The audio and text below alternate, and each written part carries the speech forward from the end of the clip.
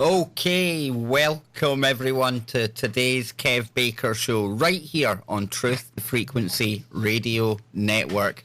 Better late than never, as they say, but we are back, we are live, and I want to thank everyone for tuning in to the show tonight, as I always do, because, as you know, it is for all of you out there that I keep coming back night after night after night, and without you listeners, there would be no TFR. Seriously, so never ever forget the role that all of you play here as we all come together in that search for answers. And we're going to be searching for some answers tonight.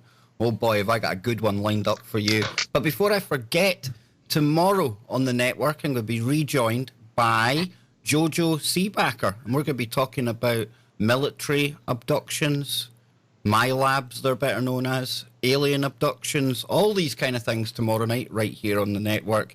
And I suppose that's a really good show to follow on from what I have got lined up here tonight for all of you, because I'm pleased and honoured to say that we are joined again by, in my opinion, the leading expert when it comes to UFOs in the UK. And you know I always strive to bring you the very best of people with the very best of information. And tonight's certainly going to be no different. I'm rejoined by my good friend, Gary Heseltine. Now, for any new listeners out there, if you hadn't heard Gary before, he's a retired British police detective constable with over 22 years in service. Now, in 2002, he founded something called PRUFOS, and that's the Police Reporting UFO Sightings Database, which caters for serving and retired British police who have got UFO sightings to report. Now, he is the founder and editor of the UFO Truth magazine and was the former editor of the online publication UFOmonthly.com, as well as the former co-editor of UFO Data magazine. Now, in Washington, D.C., back in 2010, seems a long time ago now, yet it feels like yesterday, he was awarded the Disclosure Award by Steve Bassett's PRG Group. For the last 4 years and more, he has been working closely with Larry Warren to piece together one of the most famous cases out of the UK, and that is, of course, the Rendlesham Forest incident, our very own Roswell, which we'll be hearing a lot more about tonight. And without any further ado, let me bring the man himself onto the show. Gary, welcome back, sir. It's great to have you here. Thank you very much for having me back. It's always a pleasure to be on your show. Oh, it's a pleasure to have you. And I was interested, you know, a little while back I was speaking to our good friend Tino, who works at UFOtruthmagazine.co.uk, something that you are the man behind. And he was telling me that you were going to Russia, of all places, to go and speak about the UFOs. I have to ask you, how did that go, man? That was an amazing thing.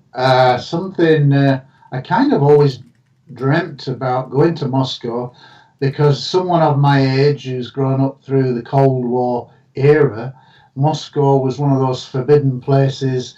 It was off limits kind of thing, and it's all in the spy stories that you see.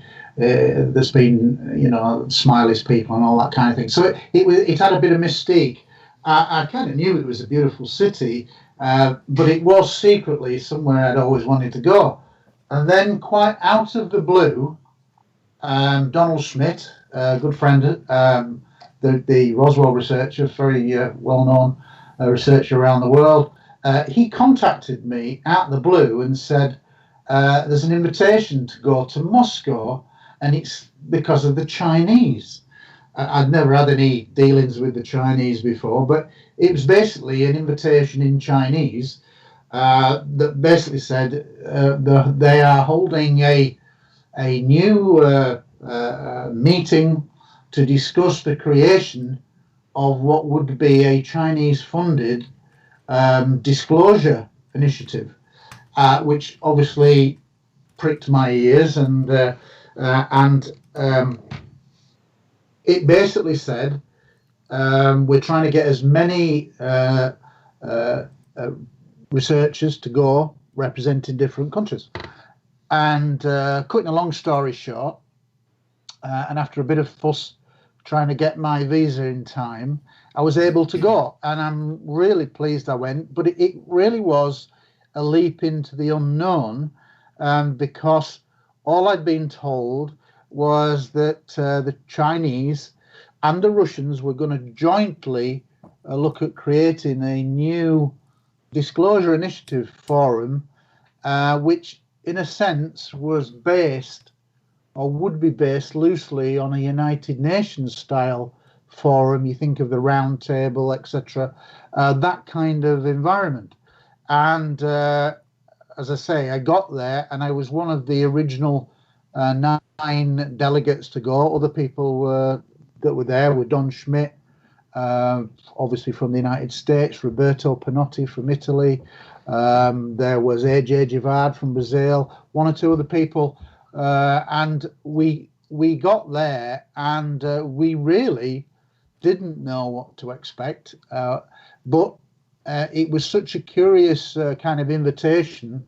I think a few of us thought, well, if there was some truth to this initiative, then it would be a positive thing. And if, like me, you wanted to try to affect change to get big disclosure to happen, it struck me as that you were better to go and at least try to be a part of something that may lead to that process, rather than ignore it and just assume that it wouldn't work. So we all went there in good faith, and we met with the leader of the Chinese group and with some Russians.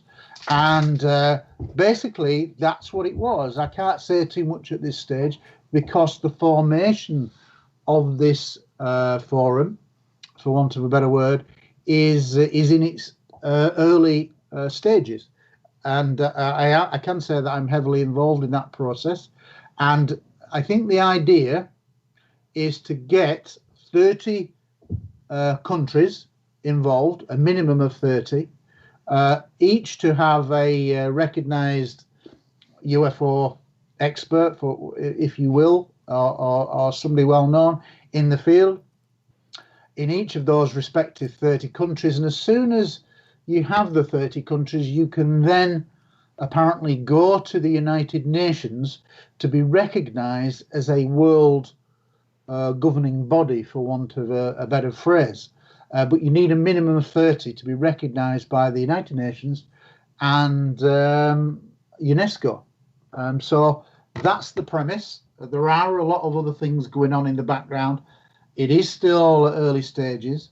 And I think we're now looking at a meeting in May, June time, where further things will be discussed with the Chinese in China.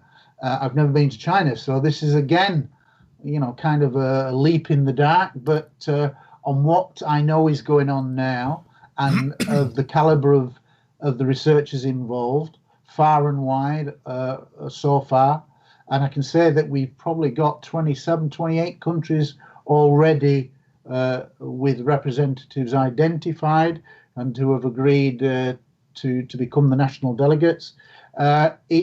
It sounds promising, but obviously we need to get to China, and we were going to go to China because it is going to be entirely funded by the Chinese. The Russians will be involved, but it's the Chinese behind the initiative, and they will fully fund it.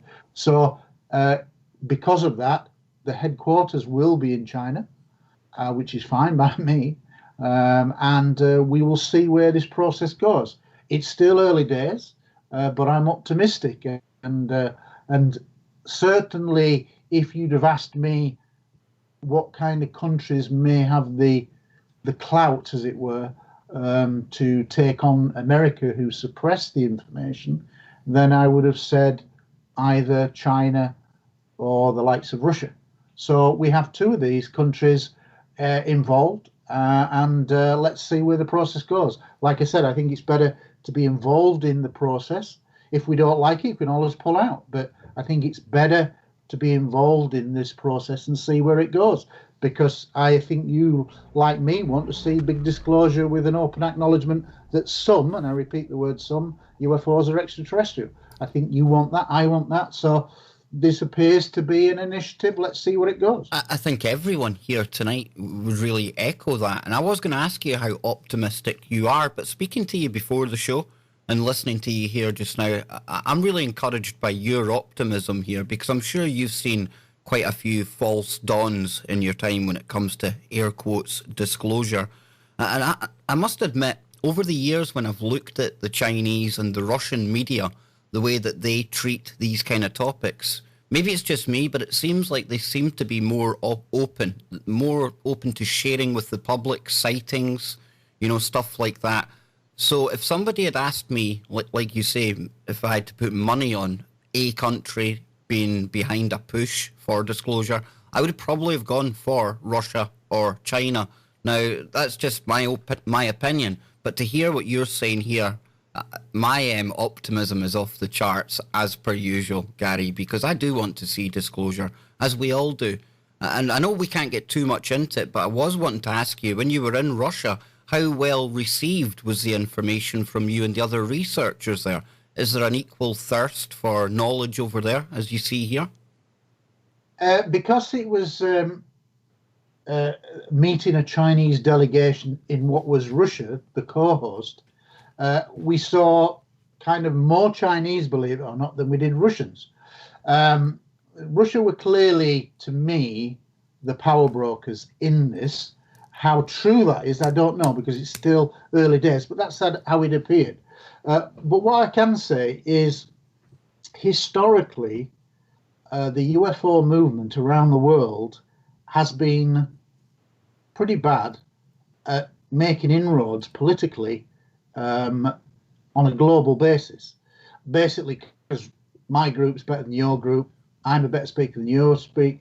There was a lot of inter-rivalry across countries and nations all through the 50s, 60s, 70s and onwards. And so the UFO community has never, as far as I can see, really come together politically to create a powerful political body to put some kind of influence. Well, if, as we speak, we get 30 countries all to sign an oath, which they will all have to sign an oath that they believe that some UFOs are ET. Each delegate will sign an oath. Now, once that happens, we will have created something that's never been created before in ufology, a world body with a common platform and a common oath that all the delegates representing all the various countries will have had to sign. So there is no ifs and buts. They will be saying that for the delegates' point of view, that some UFOs are ET. It's a bit more complicated than that, but in essence, some UFOs are extraterrestrial and are interacting with planet Earth.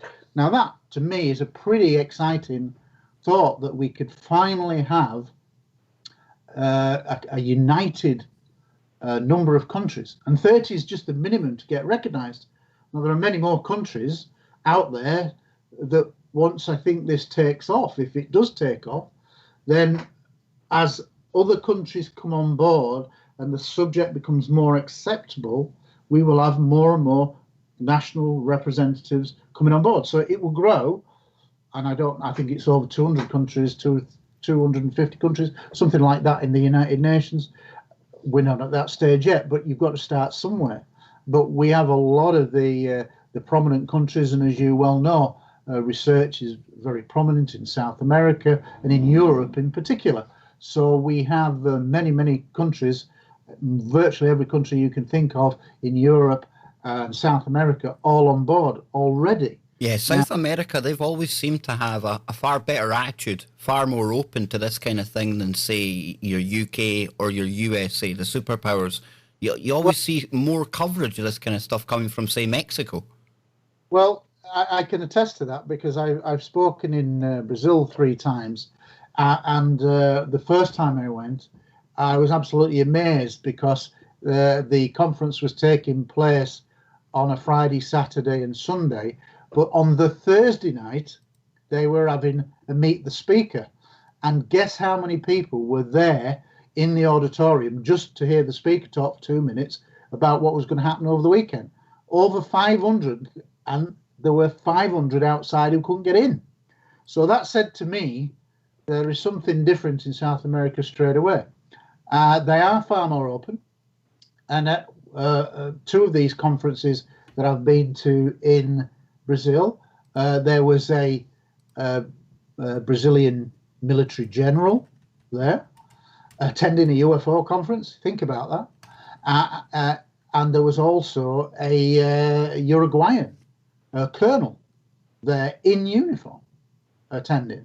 So this is entirely different from what you would get in the United States and in Europe, which is dominated by the American influence that stems from the Robertson panel in 1953, where they debunked everything. So anybody born after 1953 has lived in a world of purposeful debunking, and we still live in that. Pardon the obvious pun, but it does sound alien to hear about military officers turning up there quite publicly at one of these events, and you compare that to, say, the UFO conference that I attended with you here in Scotland a couple of years ago, the ones that you put on down in England as well. I mean, it's not exactly as if we're going to see somebody high-ranking from the British military rolling up in a Land Rover and declaring themselves interested in this kind of thing, right?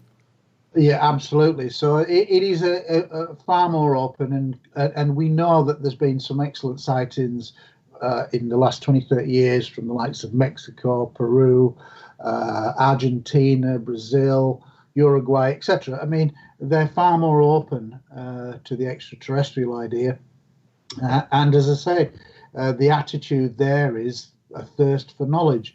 And it's not clouded by the American influence. You see, Gary, this is what takes you to that next level, in my opinion, and I'm sure the audience as well, because we all talk about disclosure, we all like to talk about these topics, but here you are literally on the front line, trying to get something together with other people that will go to the UN. And if we're going to see any true kind of disclosure, any push for this, you have to go down that political road. So I can only take my hat off to you. I can only keep my fingers crossed. And I really hope that this does turn into something that will see that truth emerging.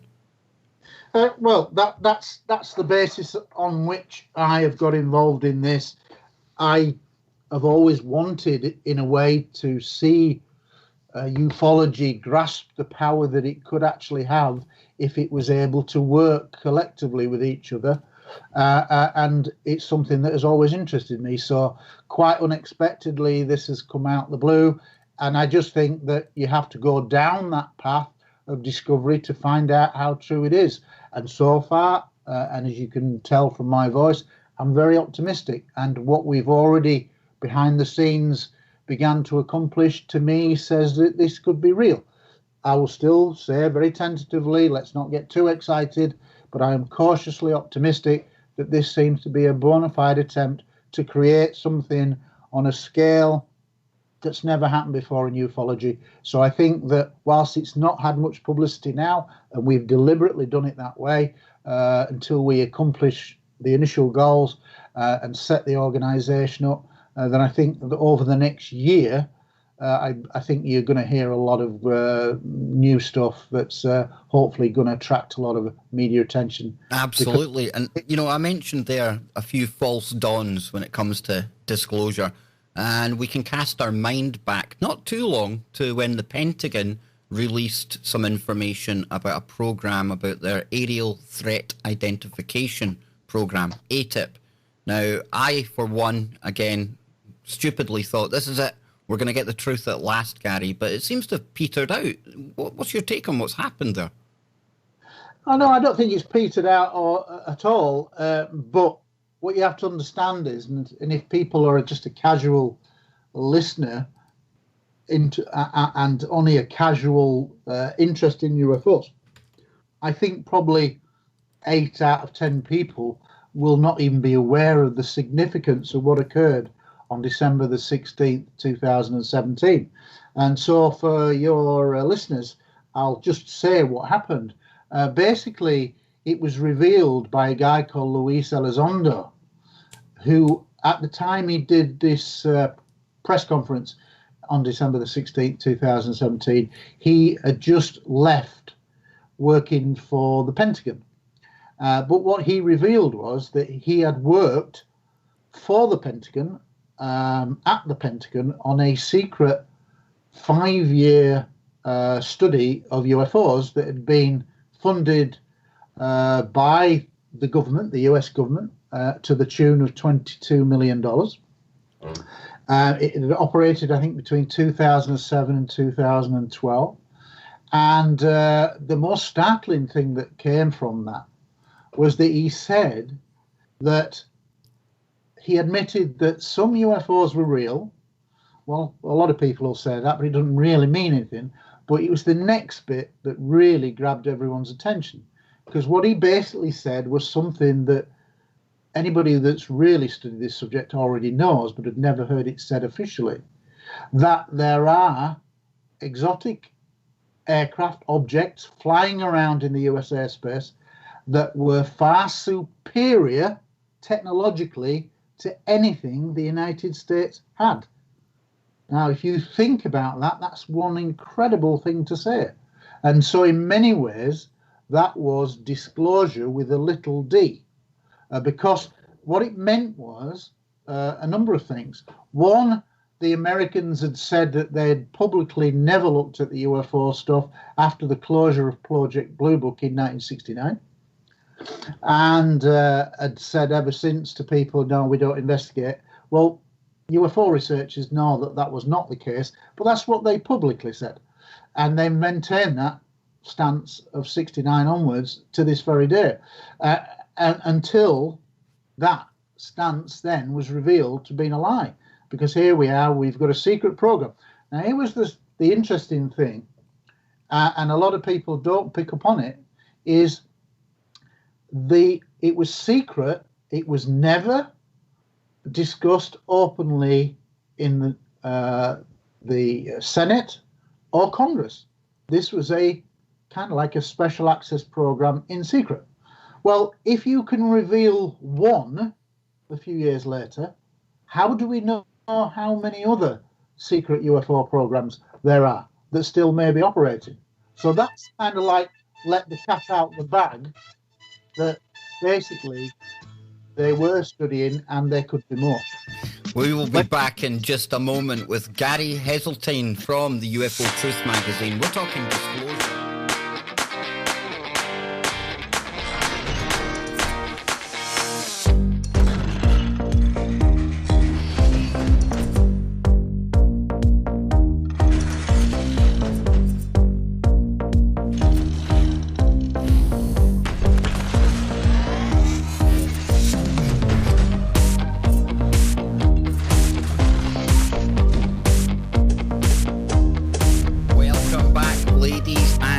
And we sure do stand in the face of tyranny, and tonight we stand possibly on the precipice of disclosure. I know maybe I'm being a little too optimistic, but there's no harm in getting excited about what we heard there in the first segment. And for anyone just joining us, I am joined by Gary Heseltine, and he is the leading UFO expert in the UK. He's just fresh back from a trip to China where he was speaking to a lot of Chinese, a lot of Russians, trip to Russia, and we've been talking about the potential for getting 30 countries together to sign a treaty, go to the UN and make that final push for the truth. Now, as all of this is going on, we were talking about the ATIP program that came from the Pentagon, Luis Elizondo, that character there, and that marked a kind of sea change in the way that this whole subject was approached by the mainstream. Something that I think is very important indeed. And then even more recently, in fact, in the past month or so, we've had a new TV show starting on the History Channel.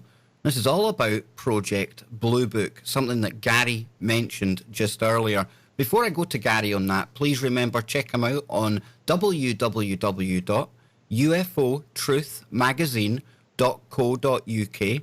And if you happen to be a serving or retired police officer, I'm not sure if it's just limited to the UK, we'll ask Gary about that in a moment, but you can go to his other website called Prufos Police Database. That's ufospolicedatabase.co.uk. So Project Blue Book, Gary, what do you think of this one? Have you checked it out? Yeah, I've checked it out, and I did a review of the first episode in the most recent issue of UFO Truth magazine. I think I've seen 3 of, 5 episodes now, and I would have to say I expected a fiction program, and that's what I've got. But I think it's entertaining. It's got a good cast. It looks good. I like the period detail, the nice cars. You know, the period kind of feature is excellent. The 1950s look, it looks really good, I think, on camera. They have kind of done a strange thing, though, because if you think of Project Blue Book, for most of its time, we know now historically that Blue Book was really just the public face, the front, as it were, for the Air Force. The best cases we know because of the General Bollander memo did not appear in Blue Book. But what we know of Blue Book, over its 22-year, I think, duration, there was over 12,000 cases recorded, and it's the biggest, I think, database in many ways of good cases. Now, but what we know now historically is that for most of the years of its operation, it was there really just to debunk sightings, because it came in largely after the 53 Robertson panel. CIA put together a panel that basically said we're going to have to debunk this subject, and we're going to work with the media in all its forms to strip the aura of what was called flying saucers. People had a genuine fascination for UFOs. So we know really it was just a public front, and the majority of cases were debunked with little or no investigation.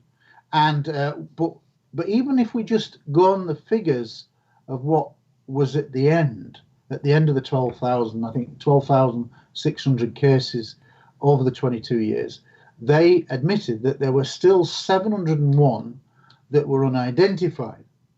Now, in reality, we can probably double that straight away, because many of the really good cases were just debunked as Venus, swamp gas, meteors, planes, balloons, or whatever, misidentification. We know that for a fact. But let's just work on the 701. Well, I think that's really where the series takes its premise. But I think before the series came into being, I think, and I don't know this for certain, but I wouldn't be surprised if the December 16th Pentagon admissions played a part in seeing this kind of series made, because those admissions were significant. Think about it, like what Elizondo said. There are things flying around in the airspace far technically superior to anything the Americans have got. And that includes Russia and China, because we'd be at world war if these things were flying around over the American airspace. It's not Chinese, it's not Russian, it's nobody else's. Things are far superior. So on the basis of that, I think when it got coverage in the New York Times, who reported on the Pentagon admissions, and the New York Times and Washington Post as well, 2 prominent American papers that historically rarely reported in a positive light on the subject of UFOs. They basically didn't cover it at all, and if they did, it was usually a bit tongue-in-cheek. Well, they reported faithfully that this was a highly significant moment in history, really, by admitting these things were flying around. So that became a seminal moment. And I think what it did was trigger the media to think, whoa, hang on a minute. They're now saying that there's things flying around that are far superior to anything America's got. Well, what is that? And it begs that question. And the obvious question is it's ET in some form, maybe other things as well, but certainly a part of it points to ET. So I think there's been a sea change in the last 18 months where the media keep being referred back to that, and we should keep referring them back to those December admissions, because we can't let them forget it. And I think there has been a change in the way TV program makers now look at the subject, because it has a little bit of endorsement by the New York Times and the Washington Post. They're taking it serious now. And if I can just add to this, this is quite encouraging as well. And I just found this out right now, just kind of I tried to bring up on the screen there some information about this programme, Project Blue Book, that is on over on History Channel. And already they are saying that this drama is the most watched new cable series of the season to date. It's already been kind of renewed for a season 2. And that's important, not just because we're going to get a season 2 of this, but it shows that the public have a thirst for this kind of information, Gary. Maybe something that they will pay attention to as well. We're ready for UFO truth. Yeah, I think so. And what is interesting is that they have turned Hynek, who is a legend in the field, Joseph Allen Hynek, as a legend in the field, they have turned him, who for many years was the paid skeptic for the US Air Force, in his role, especially early on, was to debunk anything that came in, or try to debunk.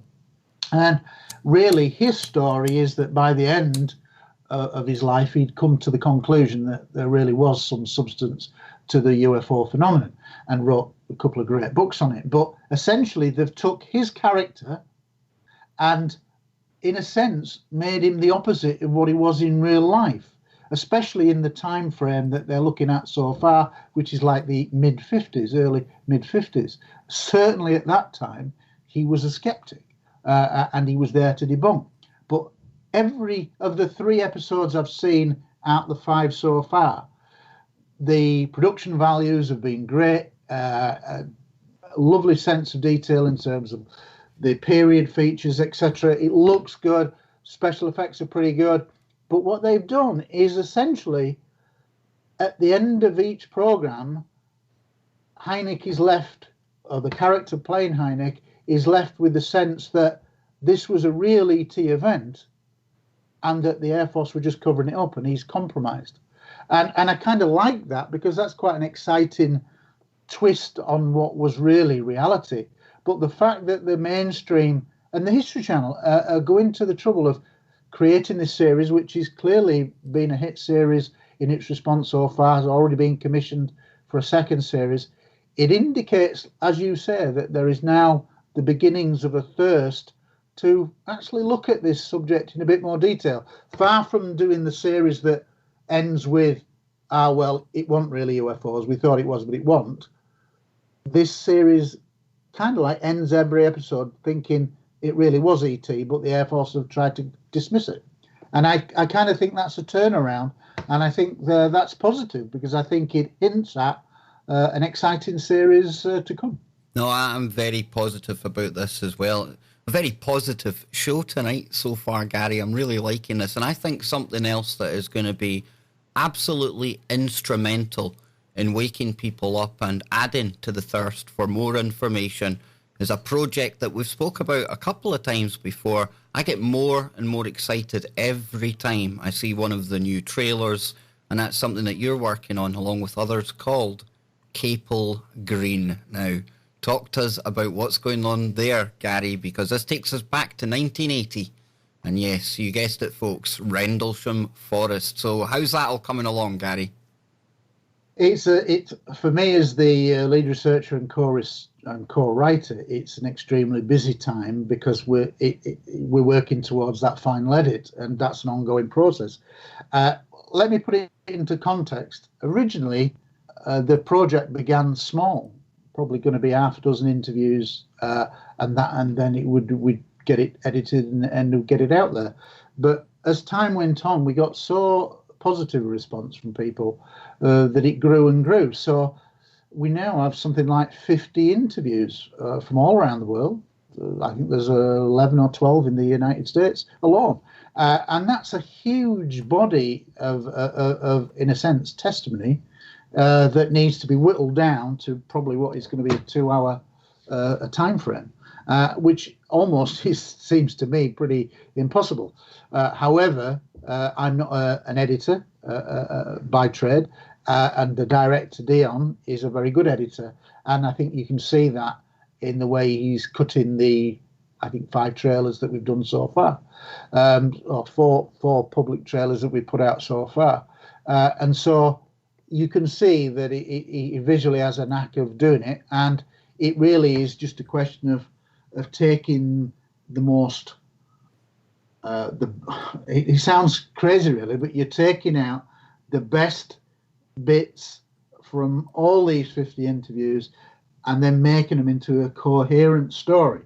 And let me explain what the basic premise is. That this is a film, 2/3 of which will be about Larry Warren, who is a controversial figure without a shadow of a doubt. But he's controversial for a number of reasons. Controversial in the sense that he kind of tells a story, or was the first military whistleblower to put his name out into the lights, as it were, and say that an incident occurred that he was involved in. Now, where it becomes controversial is because other people, the prominent people that you think of in all the documentaries, or most of the documentaries, the Holt, the Penistone boroughs, they were involved largely in other incidents, and his incident didn't sit with them. Now, there's good reasons why it's controversial, not least the fact that it's nuclear based, and it was a nuclear base. As I've said before, when I've appeared on the show, I was in the Royal Air Force Police and worked on 2 weapon storage areas at RAF Honington in Suffolk and RAF Larbrook in what was then West Germany in the 80s, and guarded tactical nuclear weapons storage areas. They did exactly the same job as what I did in the Royal Air Force. And so I have kind of a unique perspective. It wasn't the tactical nuclear weapons, and there were nuclear weapons at Bentwood storage area. We can prevaricate with everything that some people will say. I can neither confirm or deny, but enough people have actually, who were there, have said it's nuclear, that it's nuclear, and the film will definitively show that it was nuclear. I can't talk about everything that's going to be in the film, otherwise the director will kill me. But what I can say is what the premise is. Now, and as I say, Larry Warren is a controversial figure simply because his story, if true, and I believe without a shadow of a doubt that it's true, and I'll reiterate what that scenario is in a second. In fact, let's do that now, and then it'll make my summary conclusion all the more sensible. What Larry Warren said was highly controversial, but bear in mind of this. Larry Warren put this story out way before Colonel Holt, way before Jim Penistone, way before John Burroughs, and for probably 8 to 9 years was on his own in the media with this story, publicly with his name out there. So I don't think that should be forgotten. When we talk about Larry Warren's significance, Larry Warren did not know for a moment, like anybody else, other than the senior officers involved at that time, that what we now consider to be a major document, the Holt Memorandum, written by Colonel Charles Holt, or Lieutenant Colonel Charles Holt, which is so significant. Nobody knew, other than senior officers who were there and involved, that had been written. But what we do know now historically is that when Larry Warren met Bob and Betty Luker, if you think of the Betty Andreasen and the Andreasen Affair, which was a book, a contact story from the early 80s, he met with Bob and Betty Luker, told them his story in 82, and then they said, well, we know a Connecticut policeman called Larry Fawcett. Would you tell him? He's interested in this, and he's looking to write a book with Barry Greenwood that eventually came out as Clear Intent. Would you want to speak to him? And he said, yeah, okay. So it is that seminal moment when Bob and Betty Luker connect Larry Warren to Larry Fawcett. Now, there'd been stories coming out about things that were happening on the base within days. We know that historically. But nobody had gone on the record, certainly not as a military person at that time, and said, my name is, and I was there and I saw this. Well, Larry Warren actually was the first person to do that. Initially under a pseudonym called Art Wallace, which was given to him, not of his choosing, but it was given to him by Larry Fawcett. But his name And the fact that they had testimony, and Larry Fawcett was a Connecticut detective, so was used to interviewing people. It was that testimony that then was fed into the what was called CAUSE. It was a Freedom of Information group who put in a trawl based on the fact that they now had somebody who was willing to be stood up and counted, military witness, and as a result of that, in that trawl, and very, very, very unexpectedly, the Holt Memorandum popped up because nobody knew it existed, and so inadvertently, that going to Larry Fawcett, that interview, that being fed in through the American Freedom of Information Act was the thing that triggered this new search for documentation that unearthed this wow document. So Larry Warren is a significant person, and was responsible, or in part responsible, for getting the Holt memo out.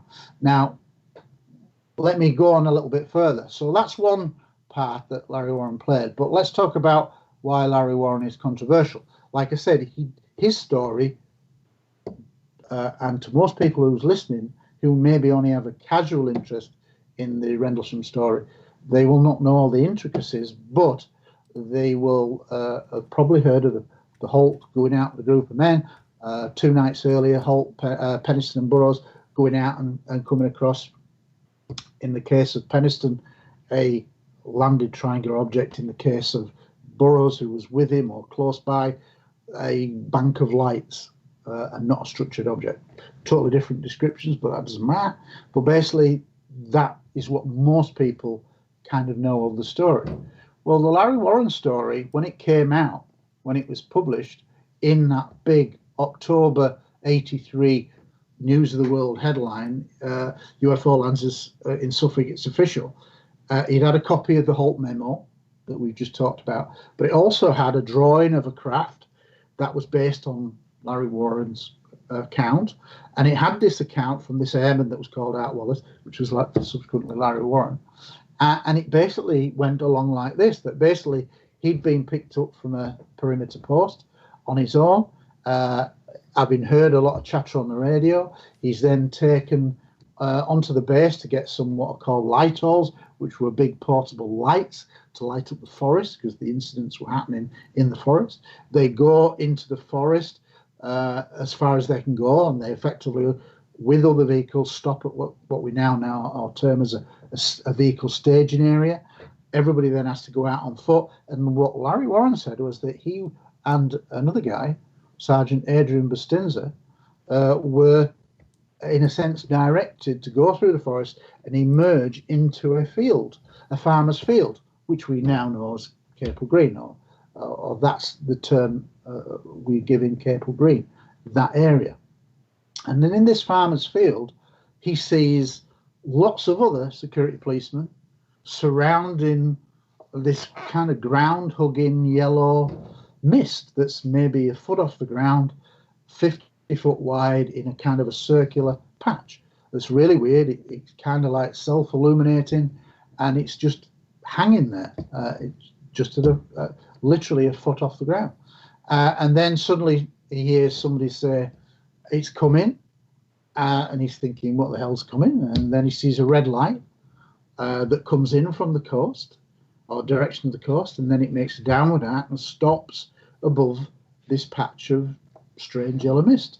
The red object is no more than the size of a basketball, and it just hovers about 20 feet above the mist. Then there's an explosion of light. His eyes were blinded briefly, like everybody else's, and then when his eyes readjusted, where the mist had been, there was a shimmering, translucent craft of about 30 feet in diameter that was kind of triangular delta shape with appendages, a strange looking object. To all intents and purposes, a craft, a physical craft there. And what he said was, when you looked at it straight on, you couldn't see it. It distorted. You had to look at it through your peripheral vision. Now, he is with others surrounding this. Now, it gets even crazier. It almost does sound like science fiction, because he said what happened was that not only were the security police there were two British police officers stood back, British police officers in black uniforms, stood back. He said that there was a tripod with a camera mounted on it, and there was somebody with a handheld shoulder camera, cine camera, filming it. There were other people. I think the police officers that were stood back were taking photographs as well. So this is a strange scenario. And then, even more bizarrely, he said that then, and it's described a little bit in one of the trailers, like a bubble slipping off the canopy of the craft, like you blow a bubble and it just slips out through the breath.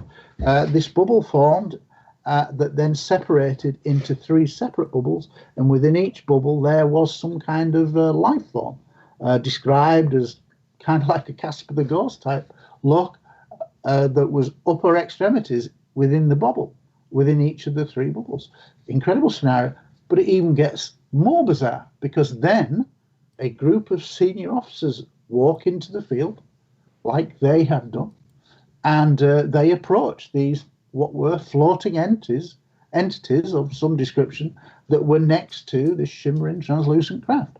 And there, what happened was, nothing was heard, other than it looked like there was a silent face-off between at least one senior officer, which we believe was Colonel Williams, the base commander, in charge of all of Bentwaters and Woodbridge. He was there with other senior officers. We think it's Williams. It's not impossible that it's not Williams, but it doesn't really matter if it's a senior officer, because the principle will be made simple in a second when I explain. So we've got this scenario. It kind of, you couldn't make a science fiction script like it. But there you've got numerous security police, you've got the British police there, you've got cameras, you've got entities floating, and then you have a face-off with senior officers. Now, here's the premise. If this story were true, and it was the nuclear base that it was, and it was the base commander of a nuclear base present in a face-off with what can only be described as strange entities, then do you not think that the American military, the American government, the British military, the British government would do their damnedest to try to ridicule this story? And that's the premise. Wow. The guy who said that happened, which I believe did happen, and Capel Green will show a lot of evidence to say that that did happen, which I can't reveal now, otherwise the director will kill me. But I'm confident we can show a lot of evidence that says that really happened. They had good reason to target Larry Warren right from the off and pick him out as a troublemaker and kind of like give him grief for the rest of his life. And that grief is still ongoing. So the premise really of 2/3 of the Capel Green story is telling how his life has been pretty difficult for being the original military whistleblower. And you know, you compare this to the numerous stories that we hear about on YouTube, on the internet, and none of the hassle that comes the people's way that are telling these stories. Why is that? Well, because these stories are long stories. There's no threat. There's no truth behind it. So there's no need for disinformation campaigns. But I tell you what, folks, if you haven't checked out the kind of grief that Larry Warren takes, it's unbelievable. It's disrespectful. It's out of order. We're going to come back on the other side and get into more of the disinformation.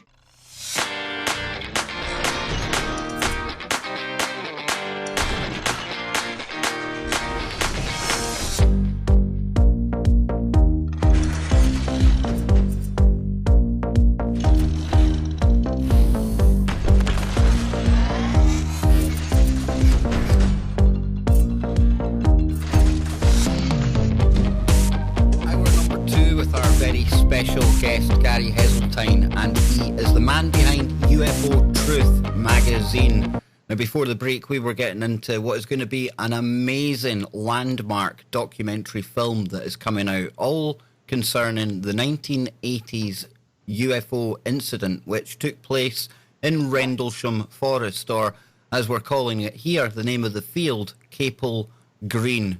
Now, I'm extremely excited about this. I've had Larry Warren, somebody who is featured heavily in the documentary, on the show.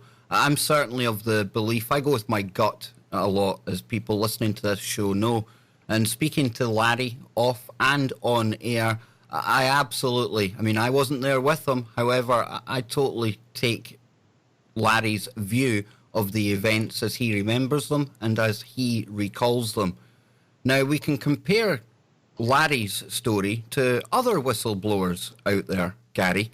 And we were talking about this during the break, because whistleblowers generally, when they are really bringing forth the real cold hard truth, they don't seem to get a very easy rub of it, do they? Absolutely. Excuse me. No, whistleblowers generally have a very hard time. If you think of Edward Snowden, he told them about the NSA doing secret tapping there and everywhere, online and things like that, and you revealed secret programs that were not authorized at all, and so he had to basically run away to Russia to get away from America's clutches, because he dared to disclose that they were doing things illegally with no Senate or oversight, no government oversight of any kind. So I think he didn't do it for money. He did it because he thought it was wrong, and I think in those principles, the whistleblower, as long as you're not doing it for money, for selling secrets, which would be spying. Nobody's accusing Edward Snowden of that. He did it, and he was proved right. If you think about Julian Assange, he's got to hole up in an embassy for years and years, and it does not reflect well when somebody tells a story that governments don't want to be told. And I'm pretty certain that the reason why Larry has had such grief all his life since revealing his involvement is because of that. And the film will show a lot of that and talk to people who saw that process. And there's a lot of facts. You talked in that break about having gut instinct. Well, having met Larry Warren many years ago and talked to him about it on a casual basis, I was an advanced interviewer of suspects and witnesses, and he simply knew too much first-hand information. He was too consistent, and I know that a small section of trolls seem to think that they know everything, but they really don't, and I think they're going to be embarrassed when the film comes out, or I certainly hope they are, because there is a wealth of information that says what he said happened did happen, and that will be revealed in the film. I'm absolutely far from, let's put it this way, far from struggling to have evidence to put in the documentary. I am overwhelmed on many levels with the amount of good evidence to support not only that Larry was telling the truth, but on other aspects of the story. And I think in the break, you mentioned Laurie Rayfelt, who was an officer, ended up as an officer in the US Air Force. She has a story to tell. Capel Green will not just tell the Larry Warren story, it will also tell, as best it can in the remaining time, if you think of a 2-hour scenario, 2/3 will be the Larry Warren story and of the Capel Green and the proof that says that it happened, and the other third will be a summing up of the key points of what happened to everybody else. Now, during the course of the investigation that I've been doing over the last 18 months since I got involved in this project, I've unearthed a lot of information, both new and old. Now, some things like the story of Laurie Rayfelt, which I'll save for the film for those who aren't aware, but her story had been out for a while on the internet, and she is widely known within the kind of the Bentwaters Woodbridge circles, military circles, and her story was known. But here's the sad thing, that nobody kind of thought that there was any real significance to her, what was a very good UFO story account.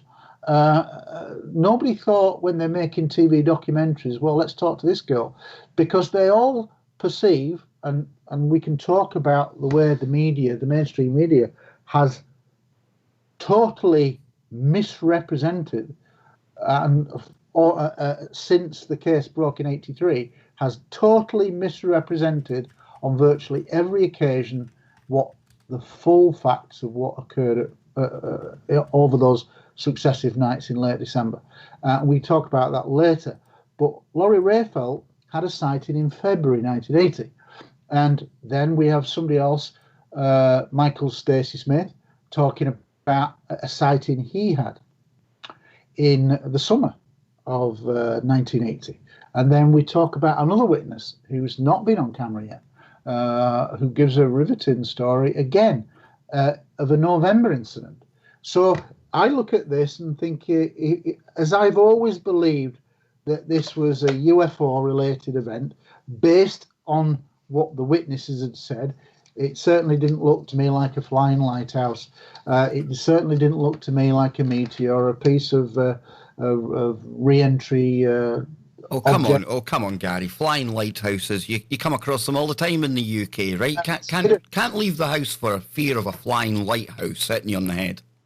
But here's the sad thing: is that virtually in every documentary ever made so far since 1983, of which there's 50 plus, probably 60 plus documentaries by various countries, many of which are English-speaking countries, they all talk about the lighthouse and give it some thought, which is ridiculous. There's no way it could have ever been the lighthouse, and Holt said straight away, I knew where the lighthouse was, and basically it was always a ludicrous thing, but TV makes entertainment. It doesn't necessarily tell you the truth. And we'll talk about the media aspect because it is important in a bit. But in a sense, in looking at the case, we're aware of these cases, are certainly aware of Laurie Rayfelt's, and not so well aware of Michael Stacey Smith, nor was I that aware of this other witness that I won't name because that'll be in the story, in the film, who's never been on camera. And they, to me, are a vital precursor set of incidents that says UFOs were in and around that area, and it was leading up to something, which we can then term as the late December group of successive nights. So we have kind of like 3 build-up incidents in the preceding 12 months or 10 months. And I think that's important. And I think that is an important part of the story that has never been told. And each of these 3 cases are very UFO cases. We're not talking about anything conventional. We're talking about strange objects being seen that do strange things, and in certain areas. And it's, I think, going to be a nice way to begin to realize that this was always a UFO event, and that this is where I come onto the way the media, especially the mainstream media, have always treated it. They make entertainment, and they do not necessarily give you the full facts. They don't openly lie, but what they do is do things by omission. They don't give you all of the facts. So if you'd been given all of the facts all these years, nobody would ever be talking about lighthouses, formation teams of rabbit dancing, making ground impressions, formation dancing rabbits making these triangular formations on the ground. We wouldn't be talking about this. This would have gone into the background many, many years ago, and we'd have just been concentrating on a UFO event. But such is the good job that the mainstream media have done to downplay the real significance of what occurred at Rendlesham, is that most people are still, as a casual observer, none the wiser. Yeah, it's interesting, but they haven't been given the full facts. And the beauty of the Capel Green documentary is the fact that it's independent.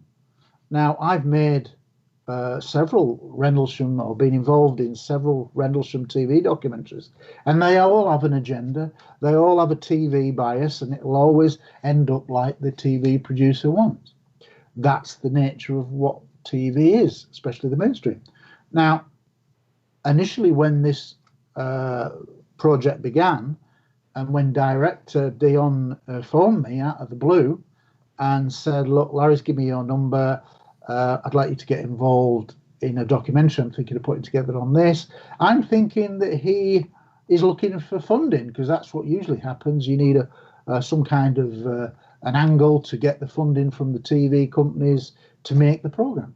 And that's what I was thinking when he told me. And I basically said, well, you know, Larry Warren's kind of like subject of a major discredit campaign at the moment. And he said, I know a bit of it. I said, well, believe me, it's ongoing.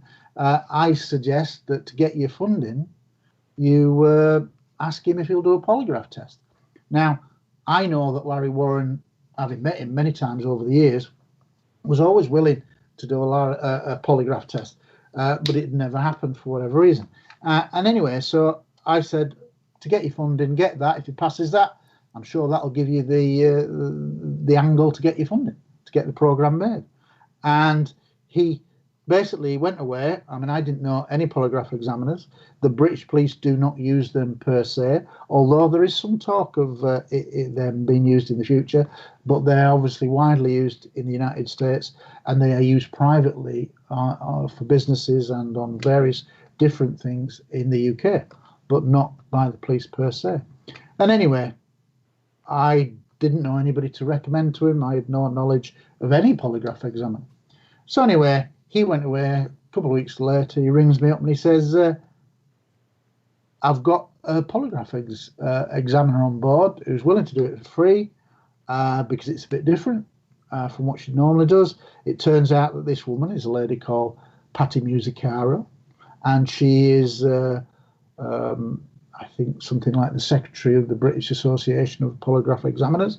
She's an American living in England, married to an English guy, and she's done over 2,000 tests, worked with the British police, worked with British governments, I think, and also American police, done a lot of private work.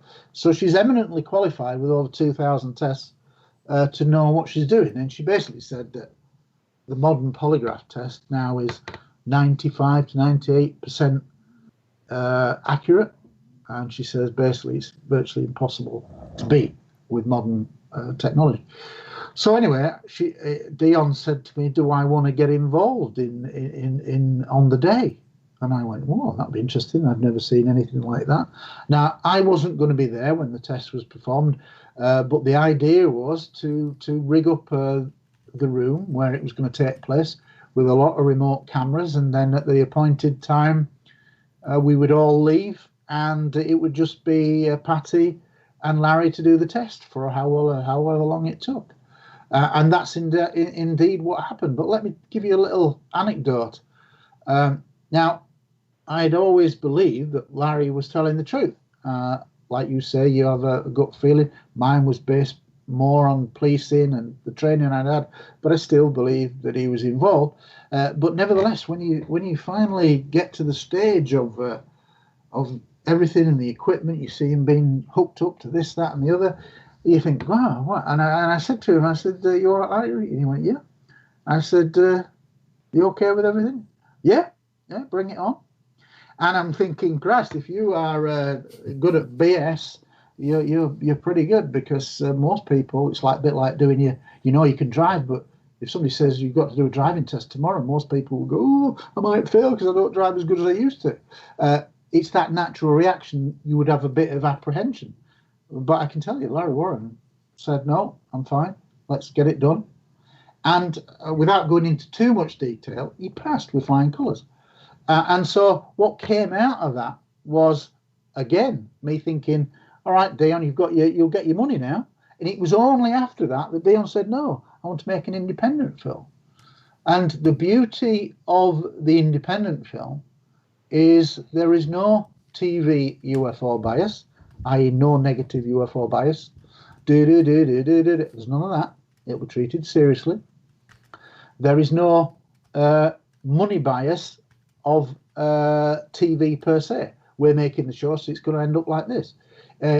So those two things are not there. So basically, I think really for the first time, in an unexpected twist, we have the opportunity to do what 50 or 60 documentaries have failed to do, which is to give the most important pieces of information, historically and old and new, to the public for the first time, so that they can gauge for themselves the facts of what we're going to be presenting in the documentary.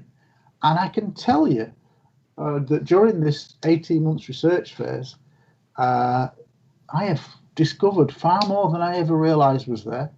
And there's a lot of new, but there's a lot of good old stuff that's just like never been shown to the public. It sounds like the actual team behind the movie, the documentary, they've gone into it with a very investigative approach. They didn't have a set-out narrative, but they've almost gone in there and explored it from scratch. Would you agree with that? Well, I'd describe it even more basic than that. That the original premise of when Dion rang me up the first time and said, "I just met Larry. He's given me your name. I'd like you to consider working on this."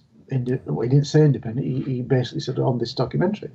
I kind of was right. Okay, this is interesting, and it's really I got really kind of excited when I found out that it was an independent production, because at the early stages it was just 2 or 3 people, but as we began to reach out to people, often on a voluntary basis, because nobody's getting paid, and this is another good thing. There's, I've put money into this, like Dion's put money into this, like all the crew have put money into this.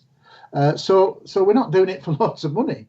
It's costing us money to do it. But the kind of people that when we, well, rather Dion did, put an appeal out to various industry professionals to come forward. Some of those people are absolutely spot on. People who've worked on Bond films, people who've got accreditations and awards, and they've got involved for a number of reasons, not least one of them because he'd had a sighting himself of something while he was doing some filming in another country, which is a pretty good reason why you'd want to get involved in a UFO story, trying to get a really good UFO story out to the world, in a sense, without the bias of TV and the UFO bias from the mainstream. So various people have come in along the way. We've got a composer, we've got this, that. It's grown out of all recognition. But in a sense, the research is down to me, and I, whilst Dion knew some, the vast majority of the crew didn't know anything, but were fascinated. So it really, in a sense, falls down to me, principally, to re-investigate from day one. And I mean from day one. I went right back to the incident, and then went and followed the paper trail from everything from after it happened, right the way through. And I thought that I knew the case pretty well, having worked for 7 years in collaboration with Colonel Holt between late December 2007 through to late 2014 to early 2015, with Colonel Holt on a collaboration of a film script that I was writing about Rendlesham, which is now withdrawn, and I ended my collaboration with Holt, specifically because he began to make unsubstantiated, derogatory comments about Larry Warren. And I'd said to him prior to that, if you got the evidence, fine. If you're going to have a go at something, put it out, but you must show the evidence. The evidence will fall where it falls. And if there's wrongdoing, there's wrongdoing. But unfortunately, he didn't. And for that reason, that's why I ended my collaboration. I thought it was unprofessional of him to do that. And he did it on 2 occasions. And that's why it ended. And I withdrew 7 years of work on a film script that I'd written. Well, if I just pause you there, Gary, and I'm going to come back to you in just a brief moment about the wider disinformation campaign, the way that they're trying to water down Capel Green before it comes out. Let me bring in my good friend here who joined us just after the break, co-host Johnny Whistles. And of course, Johnny, like myself, absolutely hangs off every word when it comes to Rendlesham Forest. John, you've been listening very quietly, very patiently there. What are you making of this so far? And I imagine you're as excited about the trailers you've seen of Capel Green as myself and the thousands of other who have seen it out there as well, right? Yeah, exactly, Kev. And as you say, with the amount of work that has been done on this video, it's going to be amazing.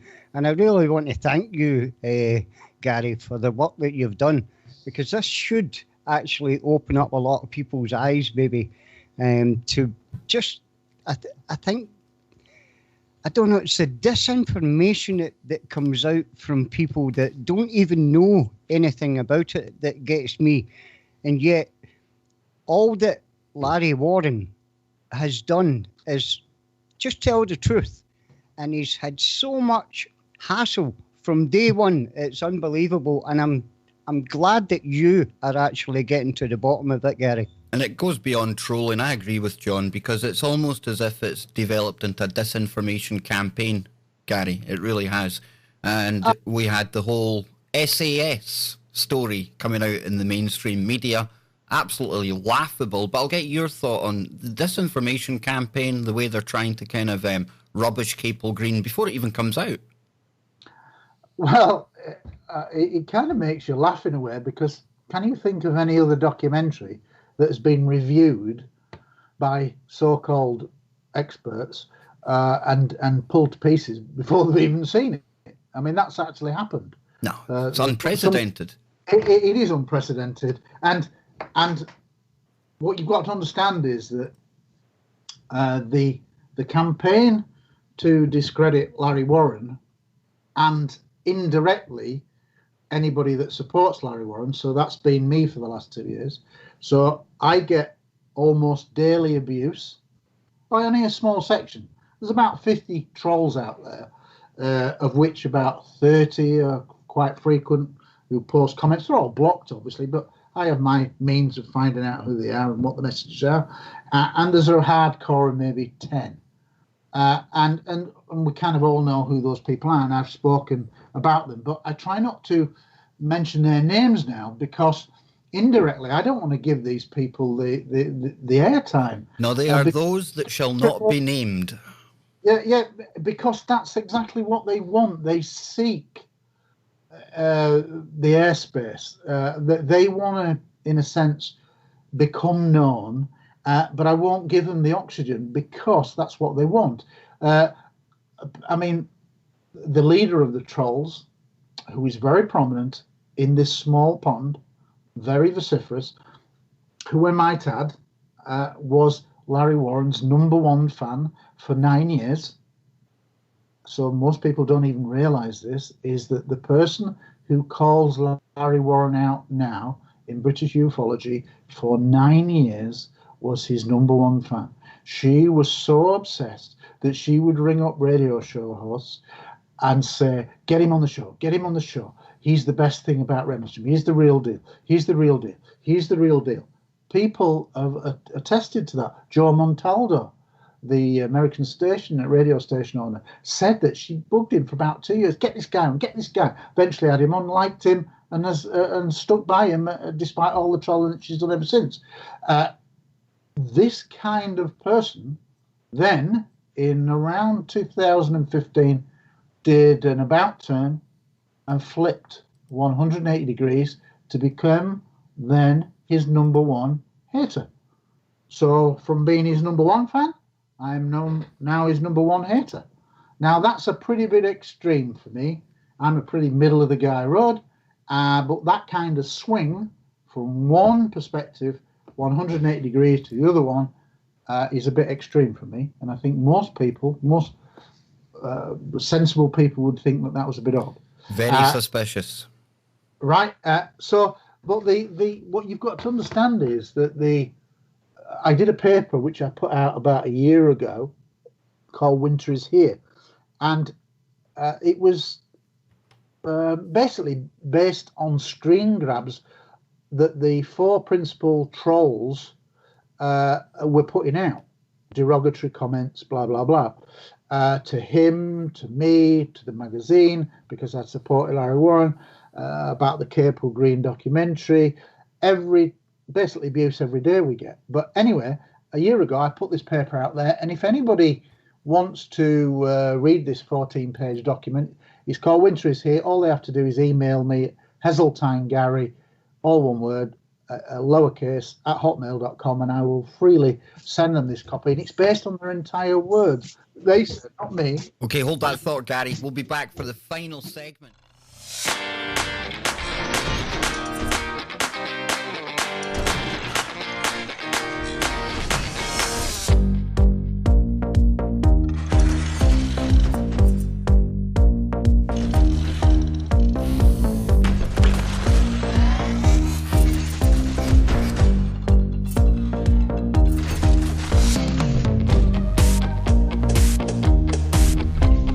Welcome back, ladies and gentlemen, and my only regret is that this is the final segment of the show. It's been one of these occasions where it's almost been hard for me to remember to come back after the breaks because, unfortunately for you listeners out there, you missed the conversation rolling on during the breaks. But we're back, and let's make the most of our time with Gary Heseltine, and he is the leading UFO expert, in my opinion. I'm sure Gary's far too humble to kind of say that himself. He is the leading UFO expert in the UK. He's a part of a push for disclosure, as we were hearing earlier on in the show. Please, please, please catch it in the archive if you turned up late for that. But the main topic we have been focusing on tonight is Rendlesham Forest and the brilliant documentary that's about to come out called Capel Green. Now, Gary, before the break, had mentioned a paper that he had written called Winter is Here. All you have to do is get in touch with Gary via his email. I'll get him to give you that again in just a moment. And let me remind you to head on over to ufotruthmagazine.co.uk because they do some absolutely amazing work over there, covering all of these kind of stories and trying to bring the truth to light. So, Gary, before we get quickly back into it, your email for anyone out there who would like to read what you wrote on the disinformation campaign that's ongoing. I'll give you that. Let me just put it into the context. This is basically a 14-page PDF. If you email me at heseltinegary@hotmail.com, it's based entirely on screen grabs by 4 of the principal trolls, and you will see through their own words the links to Charles Holt, to Nick Pope, to Peter Robbins, unfortunately. And so this is a well-orchestrated campaign, and you best ask them why they want to discredit the film and review it negatively when it hasn't even been shown. That says to me they have something to hide, and her behaviour in particular has been a disgrace. I don't mind people having a different opinion to me. That's the world all over. That's politics, that's religion. That's fine, and sensible people will agree to disagree. But these people who are trolls, what makes them trolls is that if you disagree with them, they then start giving you personal verbal abuse. And it is extreme. I'm effing this, I'm effing that, Larry's effing this, Larry's effing that, and far, far worse. And we pretty much had this for two and a half years now. And it's only a small team. But some people, some researchers have been taken in. And sadly, I want to say that some people who were in prominent UFO positions in British ufology have sadly sat on the fence. And I know this for a fact that many of them have sat on the fence because they're scared to get the abuse that I've been getting, that Larry's been getting. And I find that very sad that is the case. It's very sad indeed. And Johnny Whistles, you're still with us here. We had Larry on the show. And me and you, we felt the kind of wrath of the trolls after we spoke with Larry. Anytime we speak with Ben Emlyn Jones as well, that they come out the closet, they kind of leave comments. And no doubt after tonight, we'll be barraged with... You will get trolled. Oh, yeah. That's okay, but that's okay, Gary, because, like you say, we're not scared here. You know, a bit of trolling, a bit of disinformation coming our way. You know, we take the heat. We don't mind that, and we're certainly not going to the really sad thing, the internet is great in many ways. The amount of information you get is incredible. However, and I've said this openly at my conference and various speeches that I've done, is that with the advent of social media and social media platforms like Facebook in particular and Twitter, but Facebook in particular, we've unleashed a phenomenon that nobody anticipated. That is some very sick people who are very vile. They're not just disagreeing, but they will swear, they will lie, they will drive people to the brink of suicide. Think of all the teenagers getting bullied now by photographs, by their. It's a social phenomena that we haven't got to grips with yet. Facebook itself is probably 5 years behind in where it should be in policing it. People have died through this kind of trolling activity, and it is wrong. So where I don't mind anybody who disagrees with me, but I will take exception to anybody who uses verbal abuse to make their case. It is wrong, and everybody in any subject should, any reasonable person should condemn that for what it is. And unfortunately, in British ufology, too many people are frightened to get trolled themselves, and they choose to sit on the fence and allow it to happen. Because everybody that likes one of their comments is effectively saying it's all right for that person to call me effing this, effing that. Gary's a liar. Gary's a con man. Well, I'm getting messages already from our good friend Tino. We didn't have to wait for the show to finish. My Facebook page is getting abused already, Gary. So bring it on, I say. And let me bring with. Just clarify that Tino's a good guy. No, Tino is amazing. He truly is. And without Tino, you know, I don't give him half the credit. He's suggested a lot of guests. Obviously, he put me in touch with you, and such a genuine guy, and a big shout out to all the work that Tino does. But Johnny, let me bring you in here, my man, because like we've been saying there, we're going to take the heat for this. Again, we spoke to Larry. I mean, it's ridiculous, some of the stuff that we've seen going on from people that we know as well. It's just out of order. There's no need for it. But for me, it almost adds more weight to what Larry's saying, because you don't get all this smoke without fire, Johnny. Correct. Well said. Well said. 2 seconds. 2 seconds. Definitely. It means we're close. What do you think, Johnny? Well, Kev, I think it was about a week ago, maybe even a wee bit longer. We were talking during a break, and we were talking about the abuse. And I said, Kev, have you ever seen the abuse that Gary Heseltine takes? And you said to me, yeah, I have. I've seen it. Do you know what I mean? And honestly, I went to some of the comments on some of Gary's videos and that, and I honestly couldn't believe some of the things that people were actually saying. Do you know what I mean? And all about the Capel Green video coming out, and these are people that don't even know anything about this. You know what I mean? Nothing. Pure trolling, and I don't really know what the whole thing is for, Kev.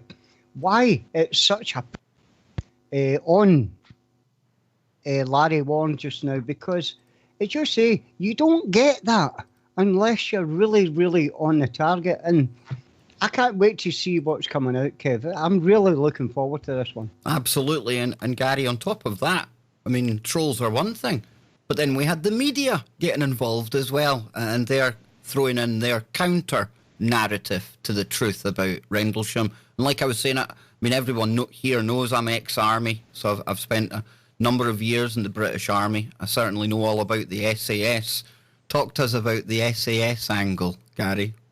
Well, it came out in late December to coincide with the anniversary of the late December sightings. So it was like, what, the 38th anniversary? So they put a story out basically that it might have been an SAS doing a kind of an exercise in the forest just to test the American servicemen. Well, that's ridiculous, because it was a nuclear base. They're all live armed. And believe me, having worked on 2 nuclear bases, if anybody had come near the site, SAS or otherwise, that had got shot. So that's the very reason why people don't mess with nuclear weapon security. It's very serious stuff. So it was a ludicrous story. But as ever, it got a lot of airplay in the mainstream, and it went all over the place. And that's the difference. The mainstream are still lying to the British public. They are lying because they're not telling them all the facts. And Capel Green and my role as co-writer and researcher is to get as much information. My pledge is to get as much information out to the public in this opportunity in independent film than ever before. And if I don't, shoot me. All right, so I'm giving you that pledge. Why would I lie? Why would I risk my reputation if I didn't believe in everything that I'm saying to you now? How many people talk as positive as I do? Not many. No, you're absolutely right, brother. You are. And I'll be dealing with the trolls for hours after the show. But enough about them. When can we expect to see Capel Green coming out? It really depends on how good we are at the editing process. There's still one or two little bits to finish off here and there. It's a massive project now, so I think it's going to be May, June, something like that. But if it's a little bit later, hey ho. The bottom line is it's coming. It will be out in 2019 for sure. Awesome. Awesome stuff. Now, where would you like to go now, Gary? Because you're obviously working very hard on Capel Green. Have you had a chance to investigate? Is there more cases coming your way from British police? Is there anything going on in the UK that really people should maybe take a look at? To be fair, at the moment, you're snowed under. I'm snowed under with Capel Green, and you know this will have been, by the time the film's out, a 2-year investment in my life, as it were, a 2-year part of my life. So this is no quick jaunt. This is a lot of work, and but I'm determined to get to the very best evidence, to cram in as much as possible. So a lot of things get on the back burner, but don't forget, I still do edit the magazine, put that together every 2 months. And what I will say to you is, for any of your listeners, if they want a complimentary copy of UFO Truth magazine, they can.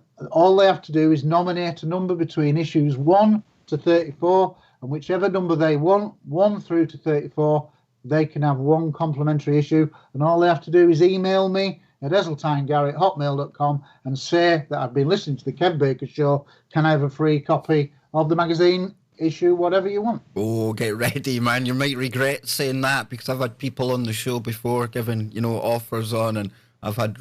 I send them out, however long it takes, I get it done. I don't say things that I don't mean. Awesome, man. Awesome. And Johnny, I'll come back to you here, because we've looked into Rendlesham. We spoke about it independently without Gary or Ben or anyone else often, right?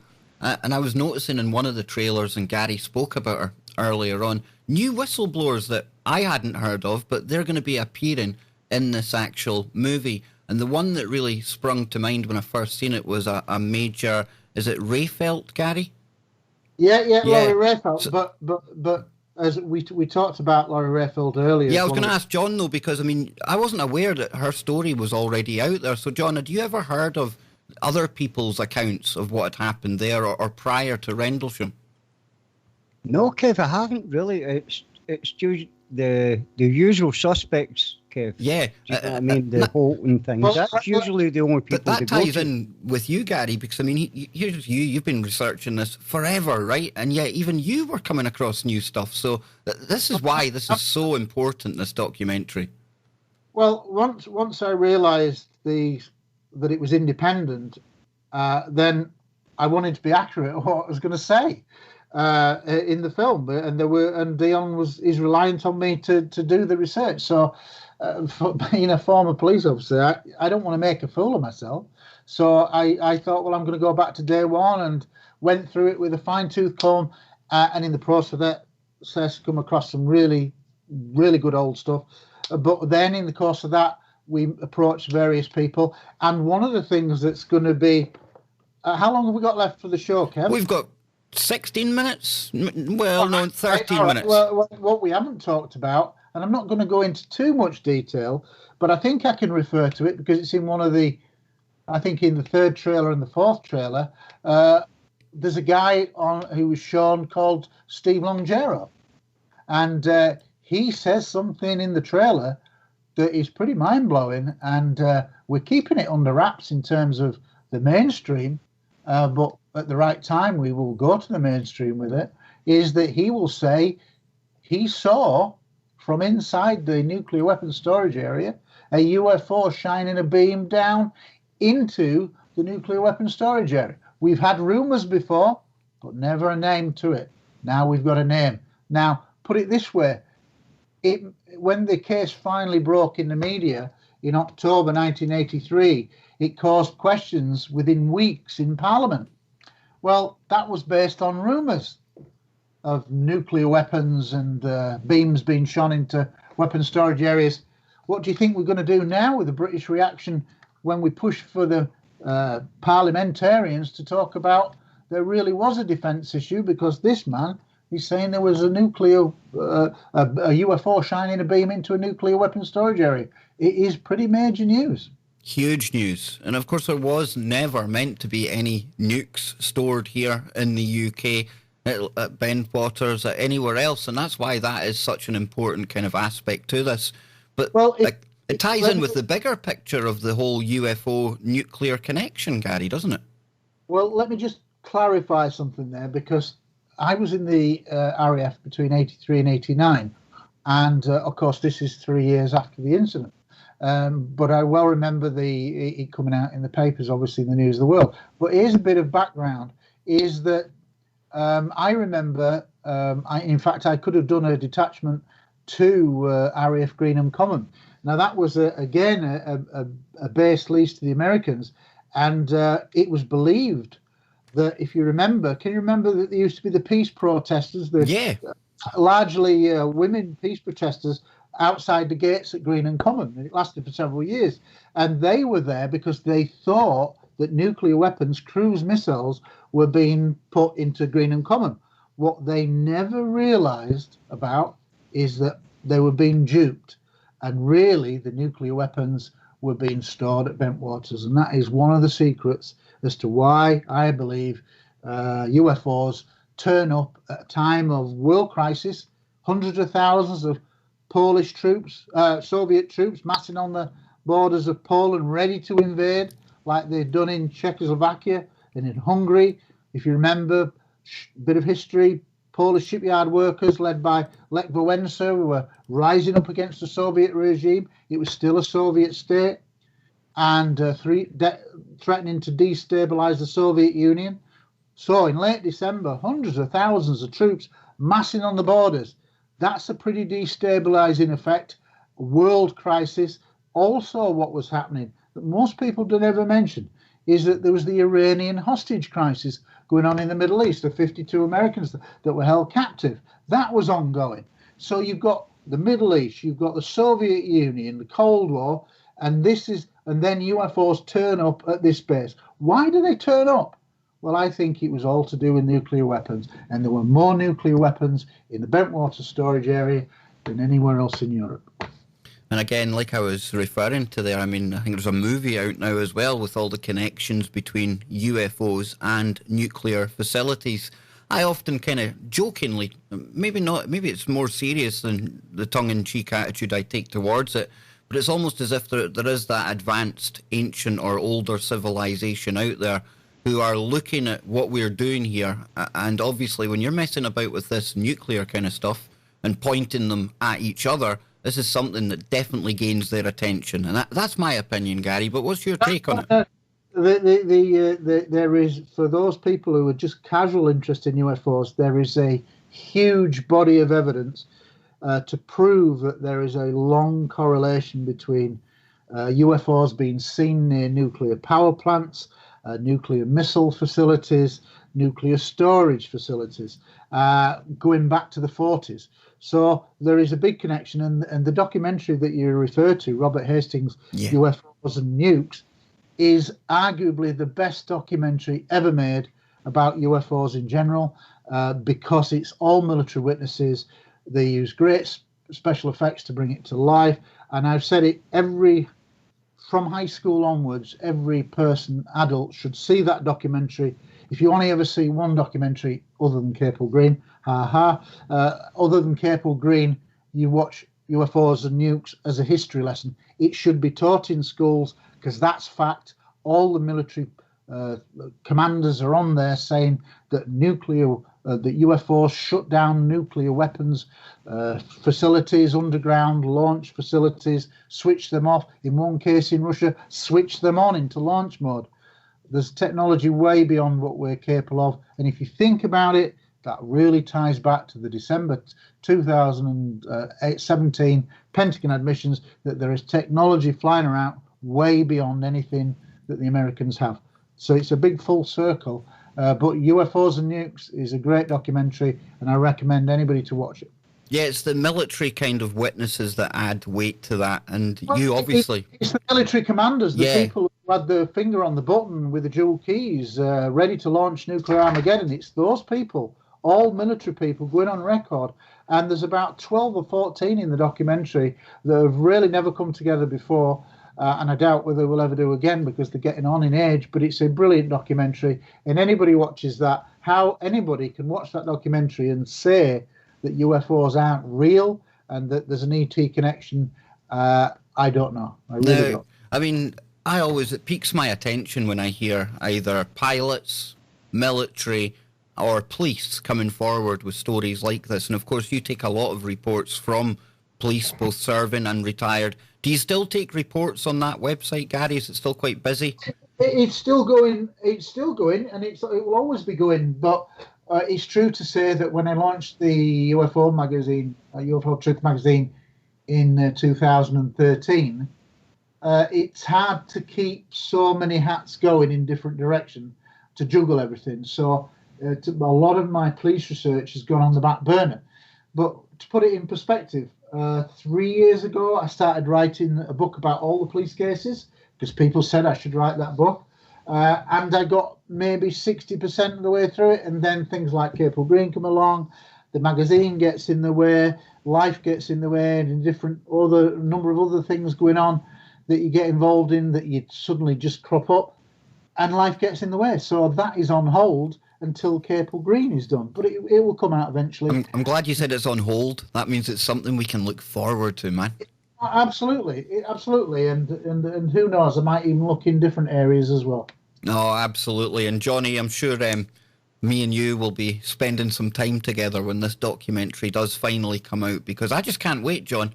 It's our favourite story personally, but the amount of effort, the amount of time, the quality of the production, the people that have come forward, it's just absolutely everything we wanted for Rendlesham, right? Yeah, definitely. I mean, as you say, Kev, this should be great quality for anybody who's interested in the Rendlesham Forest incident. And what we're going to find out is just, I mean, some of the people behind this, Kev, that are trying to poo-poo it, I just hope that they are made out to be what they are in this film, because this thing happened. And Larry Warren was there. He's seen it. And he's told everybody about it, and he's suffered the rest of his life because of it. So I can't wait until the man is actually vilified for this, Kev. It's going to be, I just can't wait for it to come out. I really can. And in the meantime, Gary, I know you put on conferences yourself. When's your next one coming up? Because this is one of the bigger UFO conferences in the UK. I believe it grows every year, right? I would say it's the biggest UFO conference solely dedicated to UFOs in Britain. We've now been doing it for 6 successive years. In September, it will be the 7th. It's a 2-day conference. It happens in a town close to where I live, which is Holmfirth in West Yorkshire. And, we've been having incredible speakers all over the years, like Stanton Friedman. We've had ones in conferences in Watford, where we've had all manner of people that's come over. AJ Javad from Brazil, Roberto Panotti from Italy, Robert Salas from America. We've had many international speakers, but the one that's coming up is going to be in September. It's 2 days, and the speakers, I like less speakers, give them more time, rather than conferences that try to cram more speakers and just give them 50 minutes, which for a lecture is like 10 minutes. It's not enough. So I try to give them at least 70, 75 minutes. Less is more for me, and we've got people like Daryl Sims, who's bringing over his collection of alien implants that he's done over his course of his research over many years.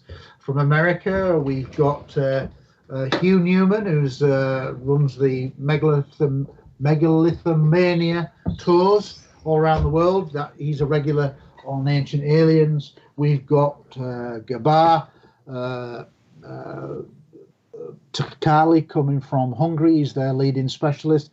We've got Hakdan Akadan, which is not easy to say, even when you haven't had a drink.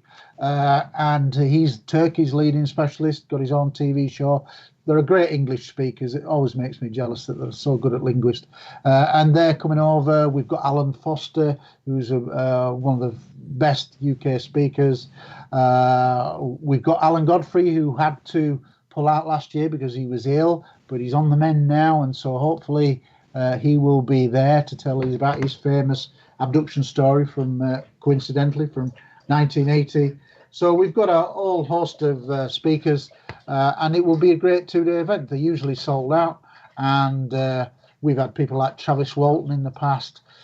We've had 350 a day when we had Travis Walton, but the venue can only hold 300 a day. So what I would say is we're around the 50% ticket sales now. Well, you need to get me some kind of media credentials, because I'm not having Tino messaging me constantly in the build-up to this, trying to twist my arm again. I'm definitely going to try. I'll give you a complimentary pass. I am definitely going to try and make a concerted effort to get down there this time. But Gary, one last time before we go, where's the best place to keep up to date with all of Gary Heseltine's information? Oh, it's simple. Via my email, heseltinegary@hotmail.com.